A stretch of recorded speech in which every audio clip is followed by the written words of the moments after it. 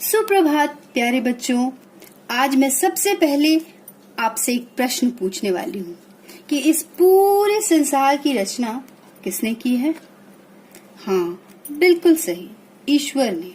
और ईश्वर ने ही एक अद्भुत रचना और की है जिसे हम माँ कहकर पुकारते हैं। माँ शब्द बोलते ही एक ऐसी औरत की मूरत सामने आती है जिसने माँ बनते ही अपने आप को अपने बच्चे के लिए समर्पित कर दिया है। आज हम उसी माँ के बारे में बात करेंगे जिन्होंने अपने त्याग और स्नेह से हमें पाला पोसा है, हमें हर प्रकार के कष्ट, दुख, दर्द से दूर रखने का प्रयास किया है।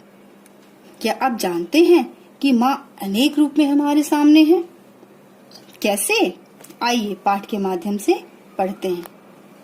मैं पाठ पढ़ती हूँ और आप सभी मेरे साथ पढ़ेंगे और पाठ को समझने का प्रयास करेंगे। सब माँ हैं। अपनी माँ अपने घर में है। हर बालक अपनी माँ के चरणों को छूकर शिशु मंदिर आता है। वह माँ के चरणों में शीश झुकाना नहीं भूलता।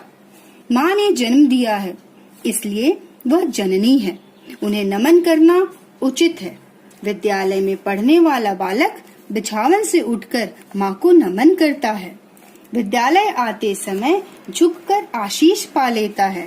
वह रात में माँ से कथा कहानी सुनता है, फिर प्रणाम कर सो जाता है।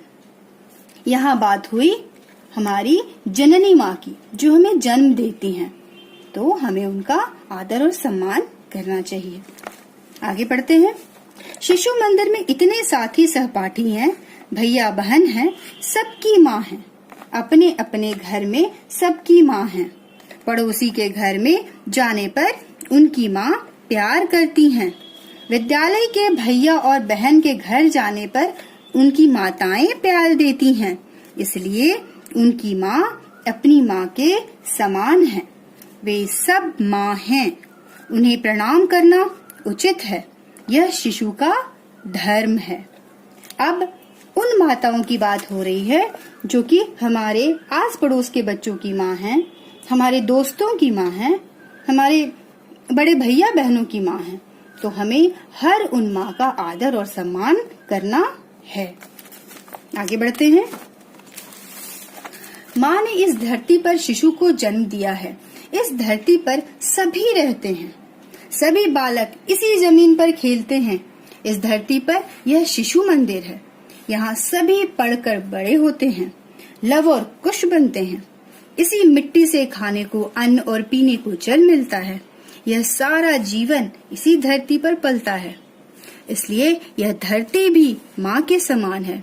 इसे माँ के समान आदर देना है, इसलिए सभी धरती माता की जय बोलते हैं। धरती माँ सबकी माँ है।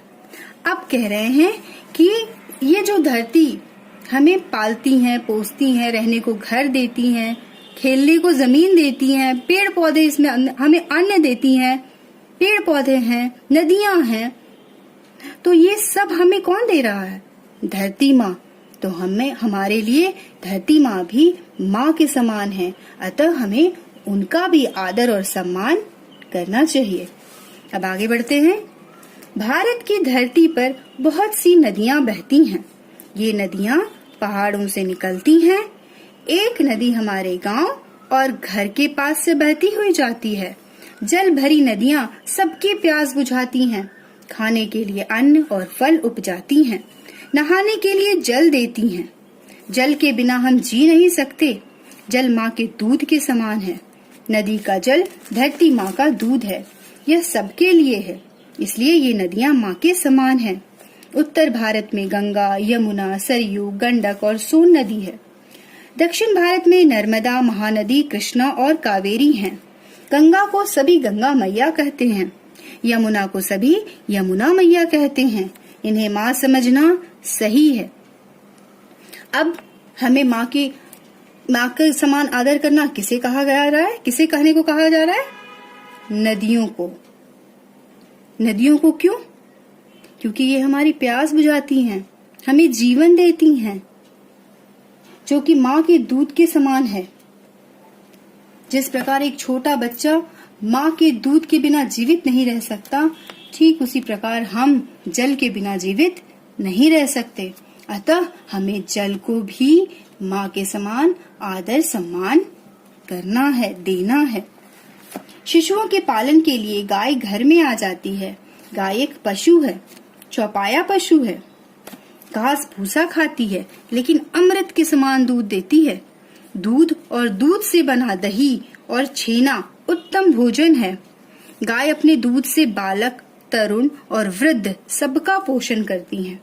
इसलिए कृष्ण जी गाय को इतना मानते थे। वे गोपाल कृष्ण कहलाते थे। हम सभी बाल गोपाल कहलाते हैं। गाय पशु होकर भी माँ के समान है। उसे माँ के समान आदर मिलना चाहिए। यह एक अच्छा विचार है। यह मानव का धर्म है। हम सभी गाय को गौ माता कहते हैं। अब हमें किसे आदर देना है माँ के समान? गाय को। क्यों? क्योंकि ये हमें अपना दूध पिलाती हैं, जिससे हमारे अंदर शक्ति आती है, हमारी हड्डी मजबूत होती है ना। एक छोटे से बच्चे को सबसे पहला क्या मिलता है पीने को? दूध, जिससे वो ताकतवर होता है, जिससे उसकी हड्डियां मजबूत होती है, जिससे वो चलना सीखता है, दौड़ना सीखता है और फिर वो बड़ा होता है। तो दूध हर किसी के लिए अति आवश्यक है, चाहे वो बच्चा हो, चाहे वो कोई तरुण हो, चाहे वो कोई वृद्ध हो। तो इसीलिए कृष्ण जी भी गाय को बहुत मानते थे, उन्हें बहुत दुलारते थे और गोपाल कृष्ण कहलाते थे ना कृष्ण जी। आप सब भी गोपाल हो और इसीलिए हमें गाय को माँ के समान आदर सम्मान देना चाहिए। यही हमारा धर्म है, यही मानव धर्म है। और अब आप सभी को ये समझना है कि हमें किसे किसे माँ के समान आदर देना चाहिए इस पाठ के माध्यम से। पहला जननी माँ, दूसरा क्या था आप बताइए? आपने पढ़ा है पूरा पाठ। दूसरा क्या था? सभी की माँओं को।